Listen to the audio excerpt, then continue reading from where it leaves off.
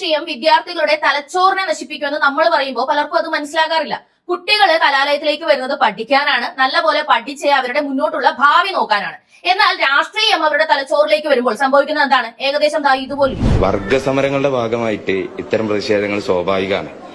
അധ്യാപക വർഗം വിദ്യാർത്ഥി വർഗത്തിനെതിരെ സ്വേച്ഛാധിപരമായി പെരുമാറുമ്പോൾ വിദ്യാർത്ഥി വർഗം ഒരുമിക്കും, അവരുടെ വർഗസമരം കാണും, അത് സംഘടനയുടെ ഭാഗമാവും. അതിന് ഭാഗമായിട്ട് എന്തൊക്കെ ചെയ്യാൻ കഴിയോ?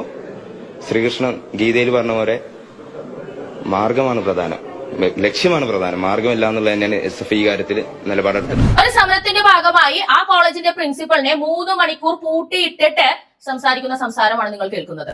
മനുഷ്യനാവണം എന്നൊക്കെ പറഞ്ഞിട്ട് വിദ്യാർത്ഥി വർഗം, അധ്യാപക വർഗം, ഇങ്ങനെ വർഗം തിരിച്ചാണ് ഈ കുട്ടി ഇപ്പോൾ മനുഷ്യരെ കാണുന്നത് പോലും. അതേ തുടർന്ന് ഗീതോപദേശമൊക്കെ ഉദ്ധരിച്ച് പറയുന്നുണ്ട്. കൃഷ്ണൻ പറഞ്ഞതുപോലെ ലക്ഷ്യമല്ല മാർഗമാണ് പ്രധാനമെന്നൊക്കെ. നിരീശ്വരവാദികളായ കമ്മ്യൂണിസ്റ്റുകാർ എന്നു മുതലാണ് കൃഷ്ണന്റെ വചനങ്ങളൊക്കെ എടുത്ത് പ്രയോഗിച്ചു തുടങ്ങിയത് ജീവിതത്തിൽ മനസ്സിലാവുന്നില്ല.